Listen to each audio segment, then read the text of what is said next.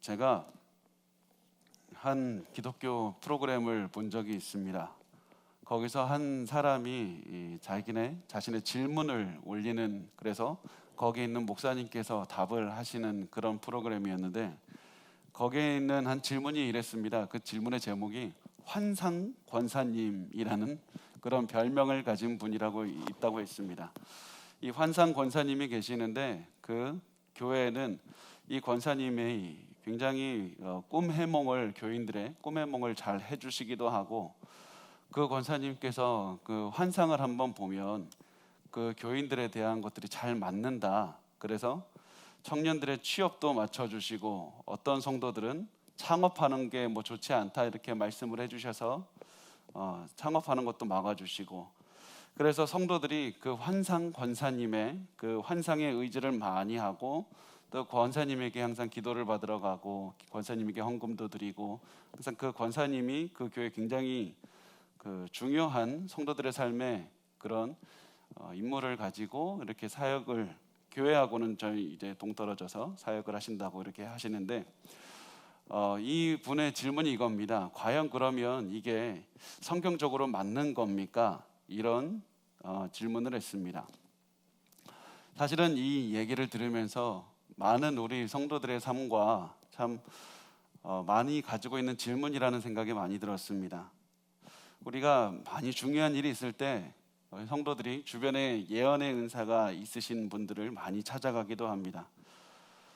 우리 마음속에 있는 불안감이 있을 때 예언의 은사를 있는 분을 찾아가서 그렇게 얘기를 들으면 참 마음이 편해지기도 하고, 무엇을 해야 되는지 앞을 그렇게 보일 수 있다는 그런 생각에 찾아가기도 하는데, 그러면서도 우리 마음속에 불안감이 조금 있는 게 이게 내가 어디까지 이게 받아들여야 되는가?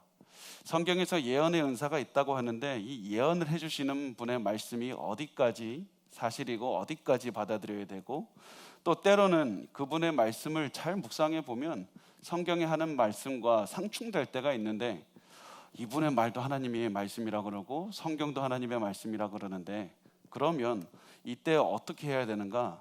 참 그때 어려울 때가 있습니다. 이런 고민들을 많이 하는 것들을 보게 됩니다. 그런데 우리가 이때 성경에 우리가 잘 보면 성경은 분명히 예언의 은사에 대해서 말씀을 하고 있습니다. 그런데 예언의 은사를 대할 때에도 가장 중요한 것은 무엇이냐면 성경 하나님의 말씀입니다. 우리가 가장 주목해야 되는 것은 성경에서 무슨 말씀을 하고 있는가. 그래서 성경이 가라고 하면 가고 멈추라고 하면 멈추고, 때로는 성경이 내 지식과 내 경험과 내 판단과 다르기 때문에 성경을 받아들이기 어려워하는 분들도 사실 있습니다. 내가 이것은 내가 도저히 못 받아들이겠습니다. 그럴 때가 있지만, 그때 우리가 기억해야 되는 것은 만약 우리의 경험이나 우리의 판단이나 우리의 생각과 성경이 다르다면 그것은 우리가 고민할 문제가 아니라 우리가 틀렸다고 그냥 인정해야 되는 문제입니다. 성경은 항상 옳습니다. 그래서 이 어떠한 세상에서 어떠한 문제를 고민하든지 우리가 가장 중요하게 절대로 흔들리면 안 되는 것은 무조건 성경이 옳고, 그래서 성경을 기반으로 움직여야 되고, 우리가 가장 집중해서 들어야 되는 것은 성경이 무엇을 어떻게 말씀하시는가. 그래서 이 예언의 은사에 대해서 생각을 할 때에도 반드시 성경을 기반으로 해야 됩니다. 성경과 예언의 은사가 같은 무게를 절대로 지닐 수가 없습니다. 왜냐하면 오류가 없는 절대적인 하나님의 말씀은 성경밖에 없기 때문입니다. 그리고 이 성경만이 절대적인 하나님의 말씀이라는 뜻은, 다르게 표현하면 예언은 오류가 있는 말이고 하나님의 말씀이 아니라는 뜻이 됩니다. 예언은 분명히 하나님께서 주신 은사인데 성경처럼 하나님의 말씀이 아닙니다.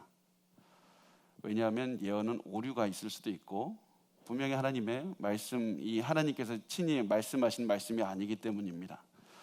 그래서 중요한 게, 초대교회에서 절대적인 권위를 가졌던 사람들이 예언가들이 아니라, 선지자들이 아니라 사도들이었습니다.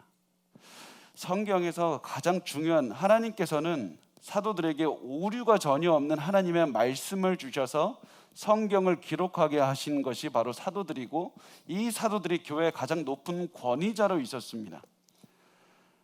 이 사도들과 구약에서 매치가 되는 그 비슷한 역할을 했던 사람을 굳이 찾는다면 선지자들을 찾을 수가 있습니다. 구약에서 선지자들은 하나님의 말씀을 깨닫고 하나님의 말씀을 들어서 그 말씀을 세상에 전파해서 하나님의 회개의 메시지, 하나님께로 돌아오라는 그 메시지를 전했던 것과 같이, 하나님께서는 신약에는 사도들을 선택하셔서 사도들을 통해서 하나님의 말씀을 전파했습니다. 그래서 이 사도들을 통해서, 이 구약에서 선지자들을 통해서 말씀을 또 기록하게 하셨듯이 신약에서는 사도들을 통해서 말씀을 기록하게 하시고, 이 기록한 말씀은 절대로 오류가 없는 완벽한 하나님의 말씀이라는 사실을 알게 하셨습니다. 그렇다면 우리가 궁금한 점이, 왜 이렇게 헷갈리게 구약에서 선지자 했으면 신약에서도 선지자 하시면 되는데 구약에서는 선지자라고 하시고 신약에서는 왜 사도라고 하실까? 그냥 통일시키면 안 되나, 그런 생각이 들 때가 있습니다. 그 이유를 우리가 좀 추정을 해볼 수가 있는데요. 당시 예수님 당시에 그 선지자라는 단어가 이미 다른 데서 다 사용하고 있었던 단어였습니다. 그리고 그 단어의 의미가 예수님께서 전달하고자 하는 의미하고는 전혀 다른 의미였습니다. 선지자는 영어로 하면 프라펫이죠. 프라펫이고, 그리고 헬라어로 하면 프로페테스, 이 단어인데, 이 단어는 이 당시의 문화에서는 하나님의 말씀, 절대적인 말씀을 대언하는 자다, 이런 뜻이 아니었습니다. 이 단어에 어떤 의미가 있었냐면 외부의 어떤 능력이나 외부의 영향에 의해서 말하는 사람, 이렇게 보면 되겠습니다. 얘가 성경에서도 나오는데 디도서 1장 12절 말씀을 우리 같이 한번 읽어볼까요? 디도서 1장 12절 말씀을 같이 읽겠습니다. 시작. 그레데인 중에 어떤 선지자가 말하되 그레데인들은 항상 거짓말쟁이며 악한 짐승이며 배만 위하는 게으른 뱅이라 하니. 자, 여기서 말하는 선지자가 그 하나님의 선지자를 말하는 것이 아니라 기원전 6세기에 그레데인 선지자 에피메니데스라는 사람이었습니다. 이 사람은 하나님을 믿지 않던 이방인이었습니다. 그런데 바울은 지금 이 예수를 믿지 않는 이방인을 선지자라고 표현을 하고 있는 겁니다. 만약에 이 선지자가 하나님의 말씀을 대언하는 그런 의미로만 쓰였다면 바울은 이 사람에게 선지자라고 붙이지 않았을 겁니다. 그런데 바울이 이 사람을 선지자라고 부를 수 있었던 이유는 이 단어가, 선지자라는 단어가 바로 그 악한 역이나 아니면 다른 영향을 받아서 말을 하는 사람이라는 의미가 있었기 때문입니다. 그래서 성경에서도 보면 선지자라는 말이 하나님의 말씀을 듣고 말하는 자다, 이런 의미가 아니라는 사실을 알 수 있습니다. 또 한 가지 예를 들어보겠습니다. 누가복음 22장 64절 말씀 우리 같이 읽겠습니다. 시작.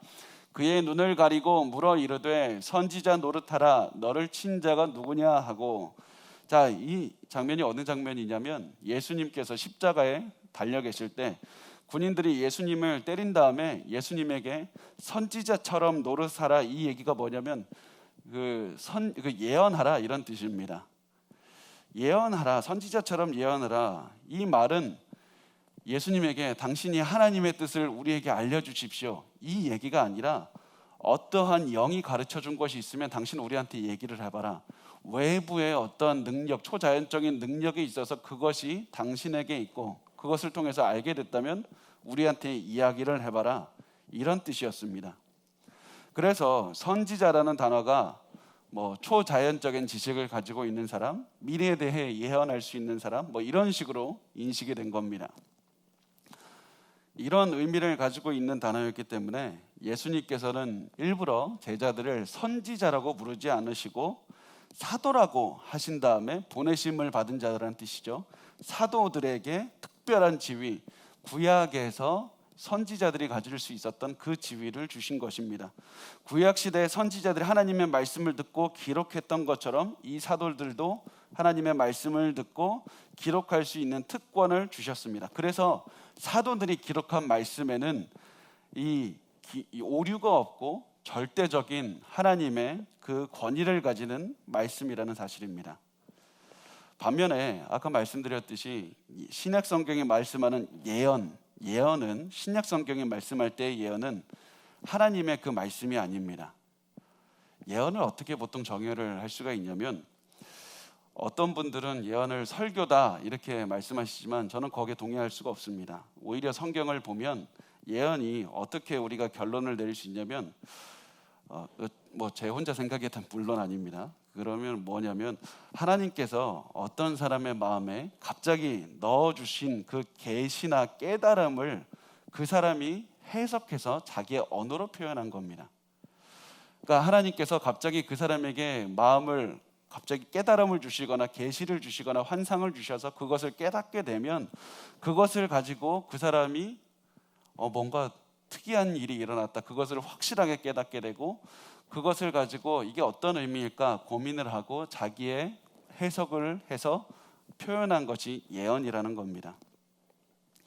그렇기 때문에 하나님께서 주시는 깨달음의 범위가 어떤 사람의 죄가 될 수도 있고 삶의 방향이 될 수도 있고, 그렇기 때문에 예언을 보면 우리가 미래를 예측하는 것만 생각할 수가 있지만, 예언은 굉장히 범위가 광범위하고 다양합니다.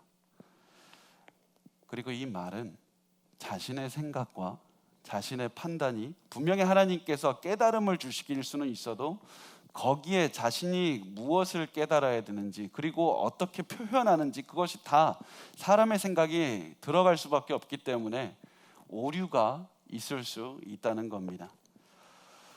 그래서 우리가 확실하게 반드시 기억해야 될 것은, 하나님의 말씀 성경이 가장 높은 권위에 있고, 그리고 그 어떠한 것도 하나님의 말씀 아래에 있고, 당연히 예언도 하나님의 권위 아래에 있습니다. 그리고 또 이 중간에 하나가 더 들어가야 되는데, 하나님의 말씀을 가르치는 은사가 그 예언의 은사보다는 더 높은 권위에 있습니다. 분명히 하나님의 말씀이 가장 오류가 없는 하나님의 가장 높은 권위이기 때문에 이 말씀이 어떠한 의미가 되는지 설명하고 이 말씀을 적용하는, 삶에 적용하는 것이 가르침의 은사인데, 이것을 우리가 보통 설교라고 보면 되겠습니다. 그래서 하나님의 말씀과 가장 밀접하게 된 것은 높은 권위에 있고, 나를 거쳐서, 사람을 거쳐서 드러날 수 있는 것은 더 권위가 훨씬 낮다는 것을 우리가 이해하셨으면 좋겠습니다. 그래서 권위가 낮다는 게 도대체 무슨 말입니까? 오류가 있을 수도 있고, 잘못된 말일 수도 있고, 우리가 잘못 깨달았을 수도 있고, 우리가 그 말을 때로는 어길 수도 있다는 얘기입니다. 자, 이제부터 이것을 기반으로 우리가 성경에 기록된 예언에 대한 몇 가지 사례들을 한번 살펴보도록 하겠습니다. 자, 사도행전 21장 4절 말씀 우리 같이 읽겠습니다. 시작. 제자들을 찾아 거기서 이레를 머물더니 그 제자들이 성령의 감동으로 바울더러 예루살렘에 들어가지 말라 하더라. 자, 여기서 바울의 제자들이 이제 성령의 감동으로 바울에게 예루살렘으로 들어가지 마십시오. 왜냐하면 예루살렘은 바울에게 위험했기 때문에 제자들이 가지 말라고 이렇게 말리는 겁니다. 그리고 이 모습이 바로 성령의 감동으로 됐다, 성령께서 깨닫게 해주셔서 성령의 은사로 예언을 하는 장면이라고 볼 수가 있습니다.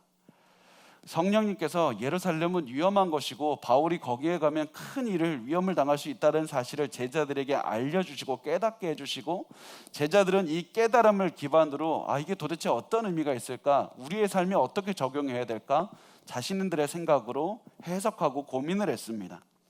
그들이 내린 결론은 바울이 예루살렘에 들어가지 않는 게 좋겠다, 이렇게 해서 말렸던 겁니다. 그런데 이렇게 해서 성경이 깨닫게 하신 것을 사람이 자기의 생각으로 이해하고 말을 했기 때문에 틀릴 수가 있고 절대적이지 않습니다. 그래서 그 증거가 뭐냐면, 제자들이 성령의 감동으로 말렸는데 바울은 그 말을 듣지 않고 예루살렘으로 갔습니다. 이들의 예언이 오류가 없는 하나님의 말씀이라고 생각을 했다면 바울은 절대로 예루살렘으로 가지 않았을 겁니다. 그런데 이 말이 자신들의 생각이 덧붙여진 그런 예언의 말이었기 때문에 바울은 하나님의 뜻을 분별해서 예루살렘으로 갔던 것이었습니다. 자, 사도행전 21장 10절부터 11절까지의 말씀을 우리 같이 읽겠습니다. 시작. 여러 날 머물러 있더니 아가보라 하는 한 선지자가 유대로부터 내려와 우리에게 와서 바울의 띠를 가져다가 자기 수족을 잡아매고 말하기를 성령이 말씀하시되 예루살렘에서 유대인들이 이같이 이 띠 임자를 결박하여 이방인의 손에 넘겨주리라 하거늘. 자, 보면 바울에게 아가보라는 한 선지자, 그러니까 예언을 하는 사람이 옵니다. 그래서 이 사람이 바울의 미래에 대해서 예언을 하는데, 아가보가 한 예언이 뭐냐면 유대인들이 예루살렘에서 바울을 잡아가지고 이방인들에게 넘겨줄 것이다. 이게 예언의 내용이었습니다. 그런데 잘 보면 아가보의 예언은 일부만 맞고 일부는 틀렸습니다. 자, 사도행전 21장 33절 말씀으로 우리 같이 보겠습니다. 시작. 이에 천부장이 가까이 가서 바울을 잡아 두 쇠사슬로 결박하라 명하고 그가 누구이며 그가 무슨 일을 하였느냐 물으니, 여기 천부장이 로마인인데 유대인이 잡은 것이 아니라 이방인인 로마인이 바울을 잡았고, 유대인들은 바울을 잡으려고 하는 게 아니라 죽이려고만 했습니다. 그래서 아가보의 예언이 절반은 맞고 절반은 틀리다는 사실을 알 수가 있습니다. 그렇다면 왜 아가보가 잘못된 말을 했을까 생각을 한번 해보면, 아가보가 아마 이렇게 했을 것 같습니다. 예루살렘에서 자기가 아마 환상을 봤을 텐데, 예루살렘에서 로마의 죄수가 된 바울이 성난 군중 사이에서 이렇게 있는 것을 아마 보는 겁니다. 만약에 그런 환상을 봤다면, 야, 이게 도대체 무슨 의미일까?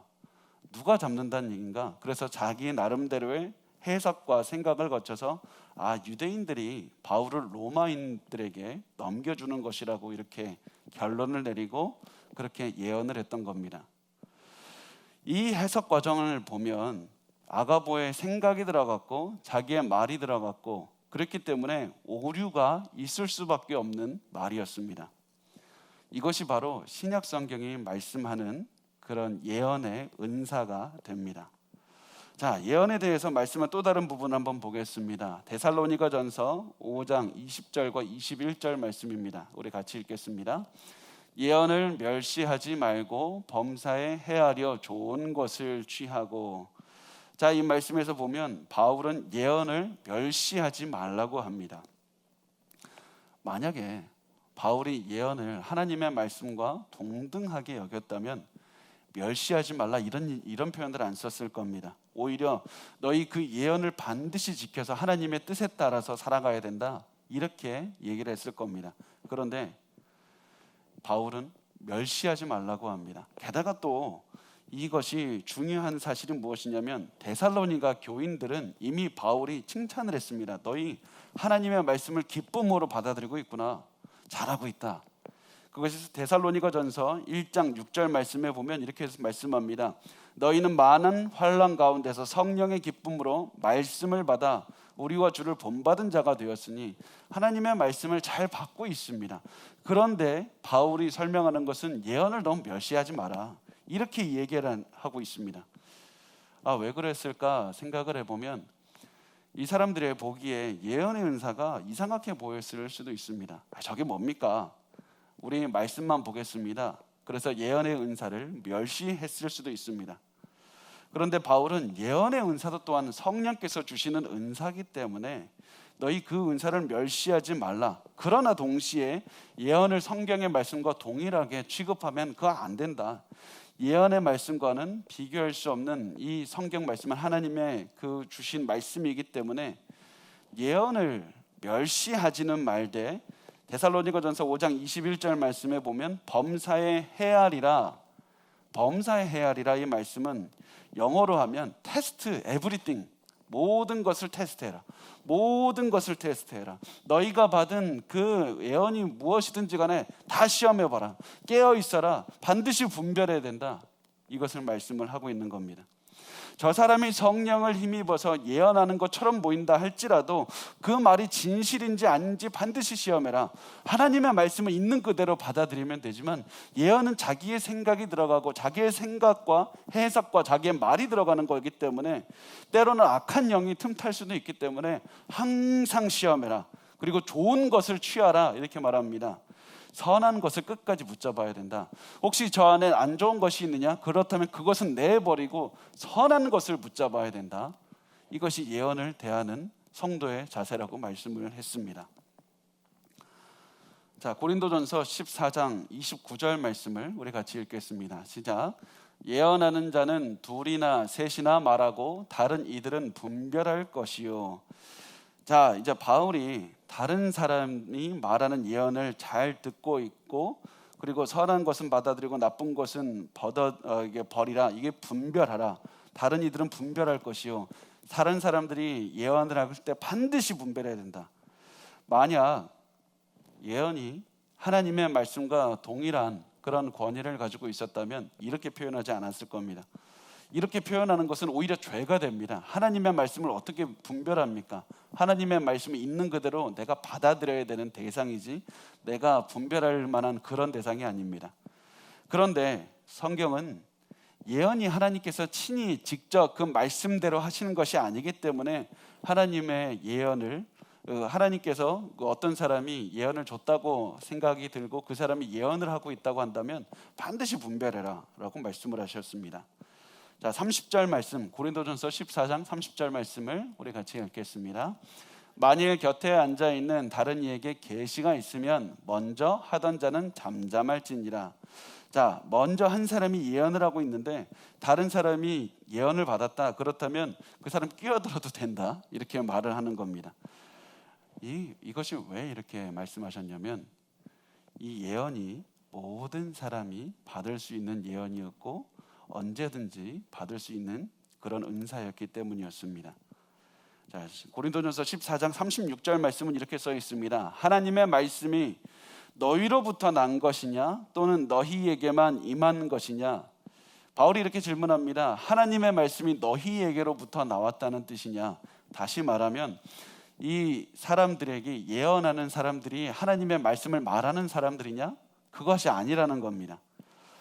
왜 이렇게 얘기를 했냐면 아마 이랬던 것 같습니다. 그 고린도 교회 내에 있는 예언을 하는 사람들이 나도 예언자고 나도 신령한 사람이고 나도 영적으로 기도 많이 하는 사람인데 바울하고 내가 다를 게 뭐가 있습니까? 나도 깨달음이 있었습니다. 그러니까 당신이 하는 말도 내가 하는 말도 다 똑같은 하나님의 말씀입니다. 그렇게 얘기를 하자 바울이 이렇게 얘기를 하는 겁니다. 하나님의 말씀이 너희로부터 난 것이냐? 이 말은 요즘 말로 표현하면 하나님의 말씀이 너희로부터 나왔다고? 말도 안 되는 얘기하지 마라. 그거는 말도 안 된다. 이렇게 말씀을 하고 있는 겁니다. 그래서 고린도전서 14장 37절 말씀을 우리 같이 읽겠습니다. 시작. 만일 누구든지 자기를 선지자나 혹은 신령한 자로 생각하거든 내가 너희에게 편지하는 이 글의 주의 명령인 줄 알라. 너희가 하는 그 선지자나 신령한 자나 누가 말을 하던 간에 그것은 자신의 생각이나 깨달음에 지나지 않고 내가 하는 말, 바울의 사도를 통해서 하는 말만이 하나님께서 말씀하시는 명령이다. 내 말의 권위가 훨씬 높다. 내 말을 듣고 하나님의 명령을 따라야 된다. 이렇게 말씀을 하는 겁니다. 그 누가 말했든지 간에 사도가 말하는 것과는 도저히 비교할 수 없는 하나님의 그 권위가 있다는 뜻입니다. 그래서 바울이 하나님의 말씀을 듣고 예언의 말씀을 따라가지 말라 이렇게 말씀을 했는데 그럼에도 불구하고 하나님의 말씀과 예언을 동등하게 여기는 사람이 있다면 하나님의 말씀의 귀중한 사실을 인정하지 않는 사람이 있다면 그 사람에 대해서 이렇게 말씀합니다. 고린도전서 14장 38절 말씀입니다. 같이 읽겠습니다. 만일 누구든지 알지 못하면 그는 알지 못하는 자니라. 이 번역이 좀 어렵게 마치 수수께끼처럼 되어 있는데 이게 어떤 의미냐면 누구든지 말씀의 권위를 인정하지 않으면 하나님께서 그 사람을 인정하지 않겠다. 누구든지 말씀을 알지 못하면 하나님께서 그 사람에게 알지 못한 자가 될 것이다. 이런 의미를 가지고 있습니다. 그래서 우리의 신앙생활에서 계속해서 바울이 말씀하는 것은 정말 우리의 삶에 중요한 은사들이 많이 있지만 그럼에도 불구하고 우리의 신앙의 중심이 말씀에서 흔들린다면 우리는 더 이상 기독교인이 아니다. 우리는 더 이상 하나님의 그 예수 그리스도의 제자가 아니다. 말씀의 중심을 잡아야 된다. 이렇게 말씀을 하는 겁니다. 자, 이제 또 보면 성경의 말씀의 권위가 예언의 은사나 다른 은사보다 높다는 것이 어디서 또 드러나냐면, 사도들이 이 모든 교회에 가 있을 수는 없고 사도들이 개척을 하고 또 떠나기도 하고 이렇게 했는데요, 이 사도들이 교회에 없을 때 이렇게 드러나게 되는데, 만약에 예언의 은사가 일반 그 하나님께서 그 사도들을 통해서 말씀한 그 말씀과 동일한 오류도 없고 높은 권위를 가지고 있는 말씀이라고 했다면, 사도들이 떠났을 때 이렇게 교회들에게 이렇게 말했을 겁니다. 야, 우리가 없으니까 예언하는 사람들에게 가서 그 말을 들으면 된다. 선지자들에게 가서 그 말을 들으면 된다. 그러면 하나님께서 말씀하는 것과 동일한 것이다. 이렇게 얘기를 했을 겁니다. 그런데 사도들은 자신들이 그 교회를 떠나 있을 때 뭐라고 얘기를 하냐면, 그 지역교회 자신들이 없을 때는 성경 말씀을 들어라. 하나님의 말씀을 들어야 된다. 하나님의 말씀이 어떤 의미를 가지고 있는지 반드시 깨달아야 된다. 이렇게 다시 한번 말씀으로 돌이키는 그런 권고를 했습니다. 그것이 잘 드러나는 것이 바울이 디모데에게 쓴 편지에서 잘 드러나는데요, 디모데후서 2장 15절 말씀을 우리가 한번 같이 읽겠습니다. 시작. 너는 진리의 말씀을 옳게 분별하며 부끄러울 것이 없는 일꾼으로 인정된 자로 자신을 하나님 앞에 드리기를 힘쓰라. 여기서 강조해서 말하는 것은 진리의 말씀을 옳게 분별하라. 진리의 말씀을 너가 반드시 붙잡아야 된다. 내가 같이 있든지 안 있든지 항상 중요한 것은 하나님의 말씀이다. 그래서 바울이 디모데에게 얘기했던 것은, 야, 너가 내가 근처에 없으니까 예언의 은사를 사용해서 그냥 말하면 된다. 이것이 아니라 진리의 말씀을 붙잡아야 된다. 진리의 말씀을 잘, 영어로 하면 핸들링 한다고 이게 표현을 하는데, 그 말씀을 잘 대해야 된다. 이렇게 말씀을 하고 있습니다. 그러면서 말씀의 중요성을 이렇게 표현합니다. 디모데후서 3장 16절 말씀, 성경에 굉장히 정말 상징적이고 가장 중요한 말씀이라고 할 수 있습니다. 이 말씀은 다 암송하셔도 좋겠습니다. 우리 같이 읽겠습니다. 모든 성경은 하나님의 감동으로 된 것으로 교훈과 책망과 바르게 함과 의로 교육하기에 유익하니, 성경이 이 어떠한 권위하고도 비교할 수 없을 정도로 높은 권위를 가지고 있다는 겁니다. 그리고 성경을 우리가 같이 이 성경 말씀만 붙잡고 있으면 모든 선한 일을 할 수 있는 능력이 되고 힘이 됩니다. 그래서 이 바울이 디모데에게 계속해서 얘기하는 것은 성경을 붙잡아라. 성경이 어떤 의미인지 생각하고 성경을 강론하고 성경을 가르치고 계속해서 성경에 대해서 말씀을 하고 있습니다. 그렇지만 예언은 그렇게 말씀하지 않았습니다. 자, 우리가 다른 곳에서 보면 베드로후서 1장 19절 말씀을 우리 같이 읽겠습니다. 시작. 또 우리에게는 더 확실한 예언이 있어 어두운 데를 비추는 등불과 같으니 날이 새어 샛별이 너희 마음에 떠오르기까지 너희가 이것을 주의하는 것이 옳으니라. 여기서 우리에게는 더 확실한 예언이 있다. 더 확실한 예언이 바로 하나님의 말씀을 의미하고 있습니다. 더 확실한 예언, 이 말씀을 가지고 있으면 어두운 데를 비추는 등불과 같다. 그래서 이 말씀을 우리가 붙잡아야 되고 말씀을 더욱더 성도들에게 말하면서 이 말씀이 우리의 삶을 인도한다. 말씀이 묵상하고 말씀이 어떤 의미인지 매일매일 생각해라. 이렇게 말씀을 하고 있었던 겁니다. 그래서 베드로후서 1장 20절부터 21절 이 의미에서, 이 문맥에서 이 말씀을 하는데, 우리 들어보신 적이 있는 유명한 말씀일 겁니다. 우리 다시 한번 같이 읽어보겠습니다. 시작. 먼저 알 것은 성경의 모든 예언은 사사로이 풀 것이 아니니 예언은 언제든지 사람의 뜻으로 낸 것이 아니요 오직 성령의 감동하심을 받은 사람들이 하나님께 받아 말한 것임이라. 베드로가 그래서 교인들에게, 야, 우리가 떠나 있으니까 지역교회에 있는 예언가들이나 선지자들에게 너희가 뜻을 물어서 얘기를 하면 된다. 이것이 아니라 너희가 순종할 것은 하나님의 말씀밖에 없다. 그것이 어떤 분들은 이 선지자들이나 이 예언가들이 그 지역에 별로 없었기 때문에, 사도처럼 얼마 없었기 때문에 그런 것 아닙니까? 가르칠 사람이 없으니까 하나님의 말씀이라도 보라고 한 것 아닙니까? 이렇게 생각을 하지만 그 당시에는 굉장히 많은 선지자들이 있었습니다. 그 당시에는 굉장히 많은 사람들이 이 하나님의 예언의 은사를 가지고 했습니다. 그런데 중요한 것은 하나님께서는 분명히 이들의 은사도 중요했지만 가장 중요한 우리의 신앙의 중심이 되어야 되는 것은 하나님의 말씀이라는 사실이었습니다.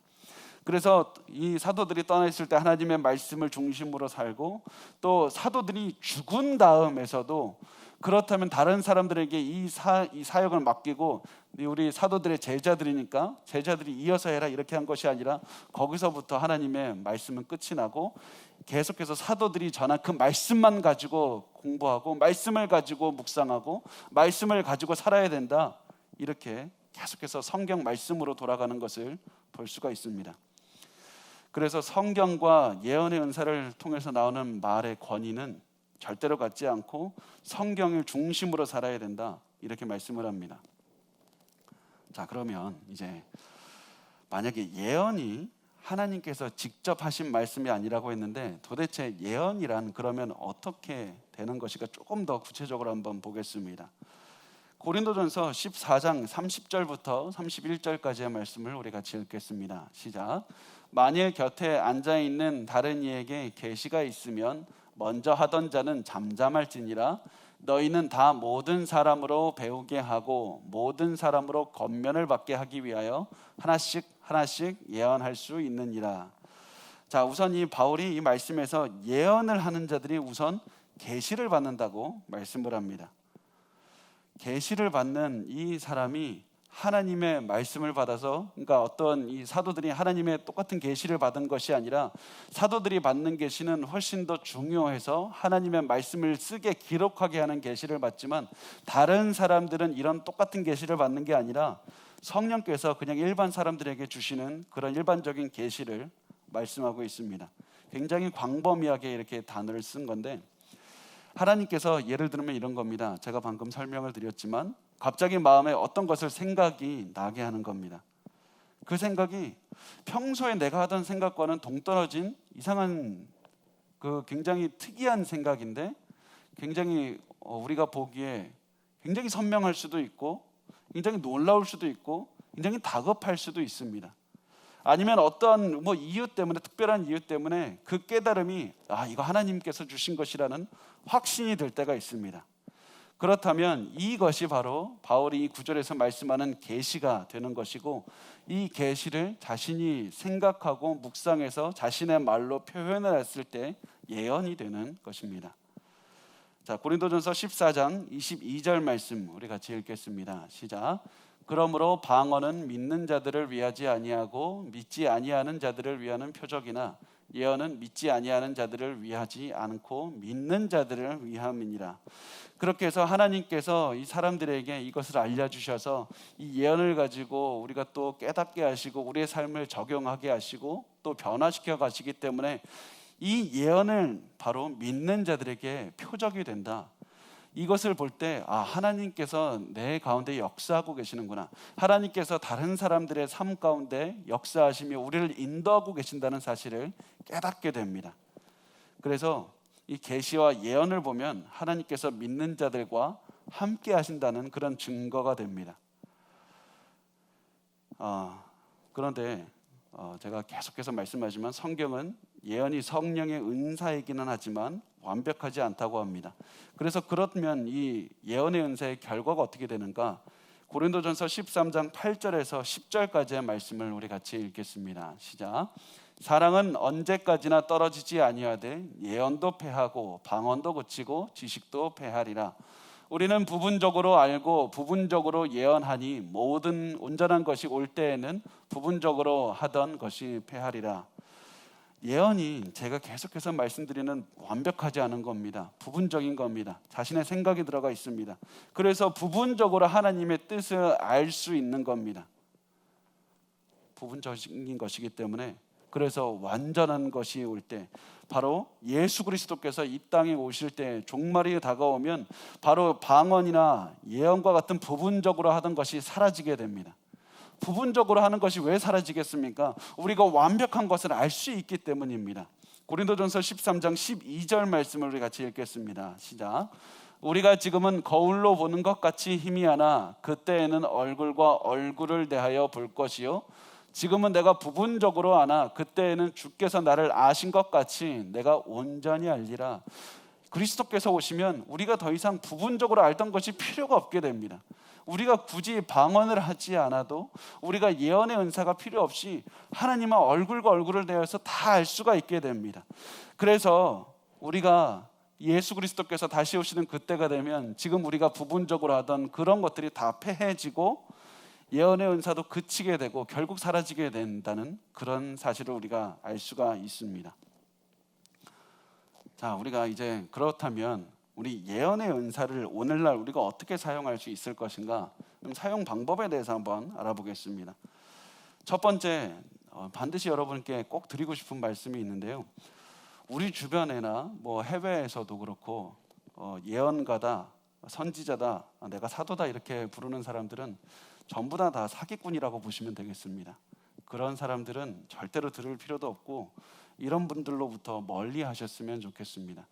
왜냐하면 제가 참 마음에 예전에 좀 많이 걱정이 됐던 게 뭐냐면, 성도분들께서 이제 카톡으로 유튜브 영상들을 많이 이렇게 돌려보시는데 그때 뭐 좋은 영상도 있지만 예언가들의 영상이다 뭐 이러면서 많이 돌려보시는 것들을 많이 봤습니다.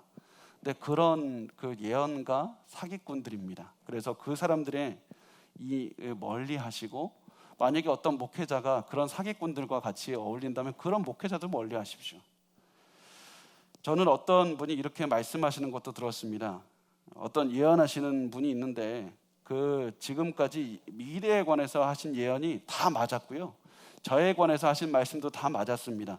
그러므로 저는 그분이 하나님이 보내신 그런 예언자라고 믿고 저는 그분 말씀대로 따르겠습니다. 이렇게 말씀하시는 것도 들었는데, 이분의 신앙이 잘못된 점은 굳이 두 가지만 꼽자면, 첫 번째는 하나님의 말씀을 따르지 않고 사람의 말을 따르고 있다는 점이 첫 번째 잘못된 점이고, 두 번째는 세상에 거짓 선지자가 있다는 점입니다. 요한일서 4장 1절 말씀을 우리 같이 읽겠습니다. 시작. 사랑하는 자들아, 영을 다 믿지 말고 오직 영들이 하나님께 속하였나 분별하라. 많은 거짓 선지자가 세상에 나왔습니다.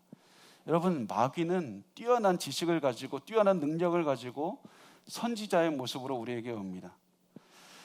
그래서 세상에는 이미 마귀가 주는 거짓으로 예언을 주는 사람들도 있다는 사실을 기억하셨으면 좋겠습니다. 제가 어떤 경찰이 이렇게 말하는 것을 들었는데요. 사람들이 사기꾼에게 당하면 가장 먼저 말하는 게 이거라고 합니다. 가장 많이 말하고 가장 먼저 말하는 게, 그 사람 나한테 그렇게 할 줄 몰랐습니다. 그 사람이 나한테 이렇게 할 줄 몰랐습니다. 그 사람이 내게 사기칠 줄 몰랐습니다.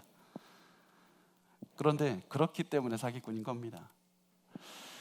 사기꾼은 평소에 신뢰를 얻을 그런 말만 하고 행동만 하다가, 그러면서 진실만 말하다가 마지막에 가장 중요할 때 사기를 치고 가는 겁니다.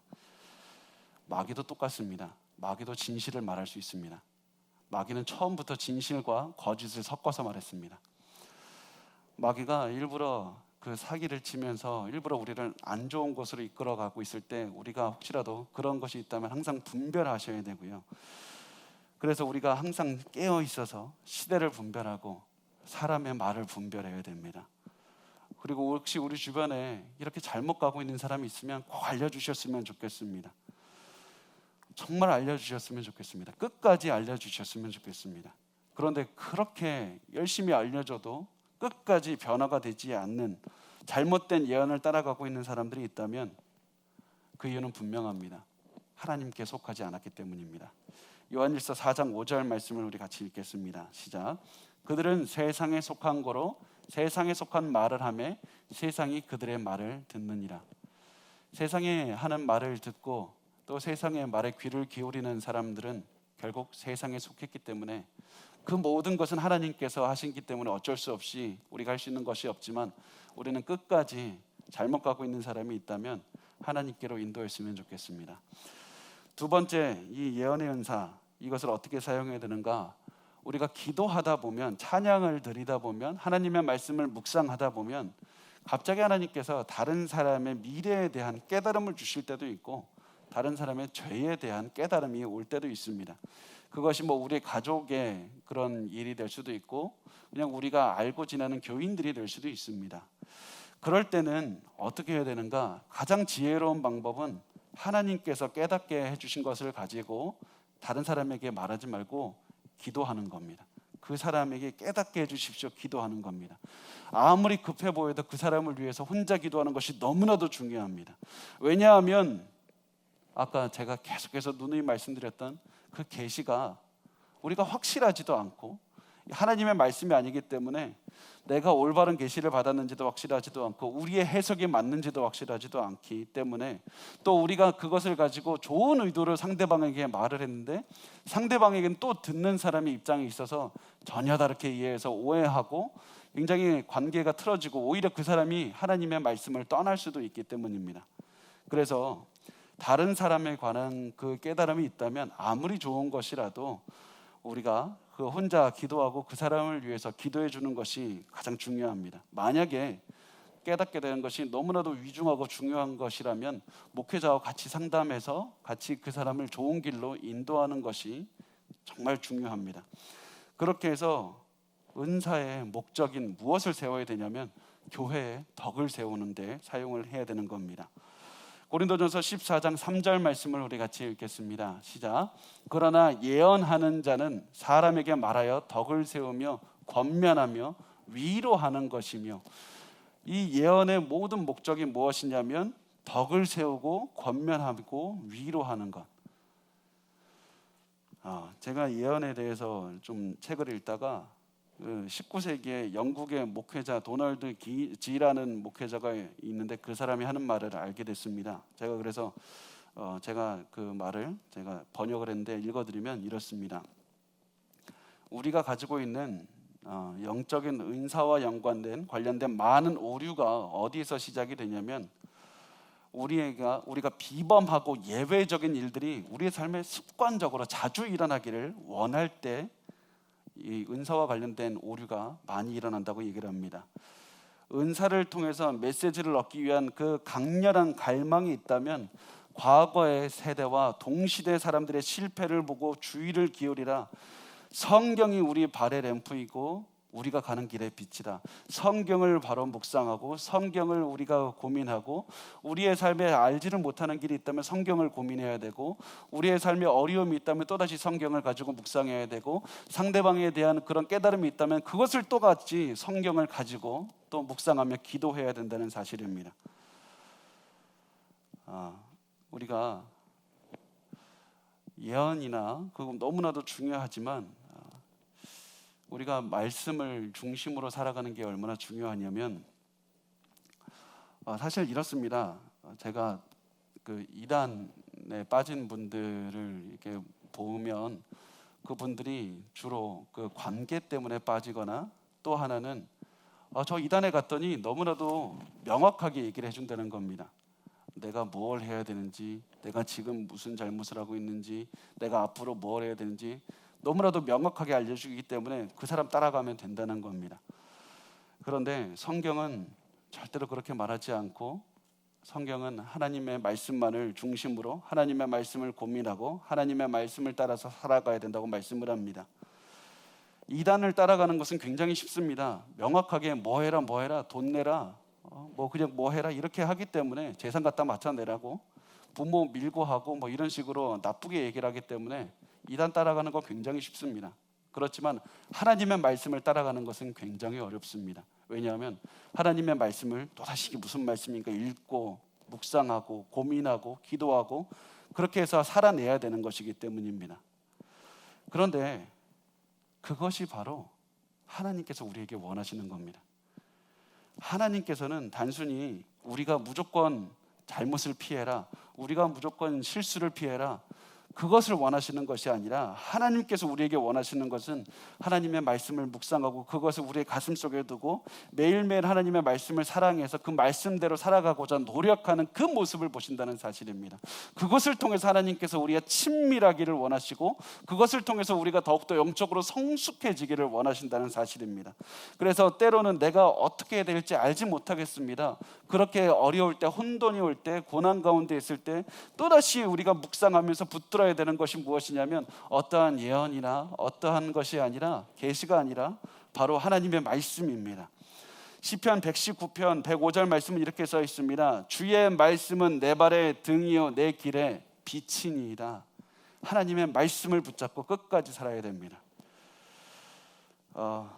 세 번째, 우리가 은사를 사용할 때 있어서 그 목적은 철저하게 내가 가려지게 사용을 해야만 합니다. 그리고 하나님의 영광만 드러나야 됩니다. 제가 처음에 소개한 그 환상 권사님, 이름도 잘 지었어요. 환상 권사님이라고. 그분의 사연을 듣고 그 자리에 있던 그 곁에 있던 목사님이 이렇게 말씀을 하시더라고요. 이미 환상 권사님이라는 이름을 얻은 그때 이미 그때 실패한 겁니다. 그 자리에 하나님이 아니라 본인이 영광을 얻고 있는 겁니다. 여러분, 우리가 모든 은사는 하나님의 영광이 드러날 때만 의미가 있는 것이라는 사실을 기억하셨으면 좋겠습니다. 아무리 내가 그런 의도가 아니었더라도 내가 하나님의 계시를 받았습니다라고 했을 때 내가 더 사람들에게 주목을 받게 되면 이미 우리가 하나님께서 우리에게 은사를 주신 의미를 잃어버리게 되는 겁니다. 그래서 은사를 사용할 때는 항상 어떻게 해서든지 주의를 기울여야 됩니다. 마지막 네 번째는 예언의 은사를 우리 다 사모했으면 좋겠습니다. 고린도전서 14장 5절 말씀에 이렇게 써 있습니다. 나는 너희가 다 방언 말하기를 원하나 특별히 예언하기를 원하노라. 만일 방언을 말하는 자가 통역하여 교회에 덕을 세우지 아니하면 예언하는 자만 못하니라. 제가 계속해서 말씀이 예언보다 중요하다고 말씀을 해서 예언 그거 피하십시오 이렇게 느껴졌다면 그런 의미가 아니라 우리가 다 예언의 은사를 사모하고 바울이 말하고 있지 않습니까? 예언의 은사를 사모하되 주의를 기울여서 그 은사를 사모해야 된다는 겁니다. 그래서 하나님께서 이 은사를 주셔서 우리에게 깨달음을 주시고 그 은사를 가지고 내가 내 삶을 바꿔가고 교회를 더 세워가고 다른 사람들을 섬기며 기도하는데 이 은사를 사용해야 된다는 겁니다. 그래서 하나님께서 주시는 이 깨달음과 예언의 은사를 통해서 더욱더 섬김의 자리로 내려가야 되고 내가 안을고 입으로 말하는 자리가 아니라 더욱더 몸을 사용해서 더욱더 낮은 자리로 내려가서 사람들을 위해서 더욱더 기도하고 나를 알아주지 않는 곳으로 더욱더 가서 사람들을 섬기는 그런 자리로 가야 됩니다. 이것이 바로 진정한 은사를 받은 사람이고 그리고 이렇게 살아낼 때 우리의 삶에 성령의 열매가 맺히는 겁니다. 진정한 하나님의 은사를 받은 사람은 반드시 성령의 열매가 열려있게 되어 있습니다. 그래서 이 성령의 열매가 맺은 것을 보면서 내가 하나님께서 주신 사명을 잘 감당하고 있다. 하나님, 내가 구원받은 사람의 삶을 살아가고 있습니다. 그렇게 우리가 말을 할 수가 있습니다. 그래서 우리 모두 바울의 이 성경에 말씀하는 것처럼 예언의 은사를 사모하셨으면 좋겠습니다. 그리고 그 은사를 가지고 더 낮은 곳으로 가고 그 은사를 가지고 더 기도하는 곳으로 가서 더욱 섬길 수 있었으면 좋겠습니다. 그렇게 매일매일 살아가다 보면 우리에게 언젠가 더 이상 우리가 예언의 은사가 필요 없이 완벽한 이 지식을 주시는 예수 그리스도를 만나게 되고 예수 그리스도 얼굴과 얼굴을 마주하고 그리고 예수 그리스도께서 나를 얼마나 사랑하셨고 나를 얼마나 이끌어 주셨는지 그 모든 지식을 알게 되는 그날이 올 겁니다. 우리 그날을 바라보면서 매일 성령의 열매를 맺으면서 살아갔으면 좋겠습니다.